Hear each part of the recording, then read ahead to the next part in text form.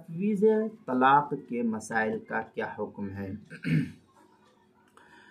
تفویض طلاق کا مطلب کیا ہے؟ چنانچہ شریعت میں طلاق دینے کا اصل اور مستقل اختیار اللہ تعالیٰ نے مرد کو دیا ہے اور یہ اختیار مرد کو حاصل ہے، لیکن اگر مرد چاہے تو اپنا یہ اختیار بیوی کو یا کسی دوسرے شخص کو منتقل کر سکتا ہے، جیسا کہ وکالت میں بھی ہوتا ہے۔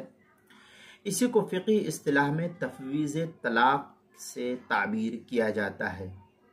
چنانچہ فتاوی شام میں ہے باب تفویض طلاق ای تفویضہ للزوجہ او غیرہا صریحا کانت تفویض او کنایتن۔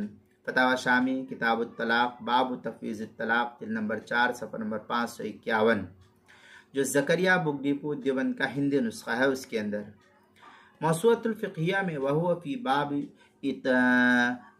فی باب الطلاق جعل امرہ طلاق الزوجہ بیدہا۔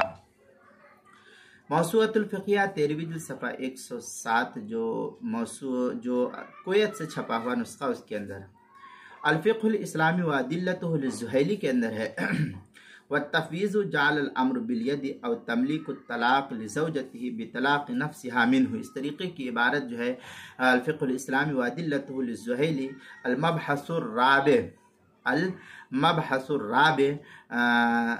التوکیل فی الطلاق و تفویض جلد نمبر 9 صفحہ نمبر 6936 پر اس کو نقل کیا ہے۔ فتاوی شامی میں ہے المراد بالتفویض تملیک الطلاق۔ رد المحتار جو شامی ہے، اس کے باب تفویض الطلاق جلد نمبر 4 صفحہ نمبر 552، جو زکریہ بک ڈپو دیوبند کا ہندی نسخہ، اس کے اندر کتاب المسائل اس کی 5ویں جلد صفحہ 219 پر بھی اس کو نقل کیا گیا، وہاں بھی دیکھ سکتے ہیں۔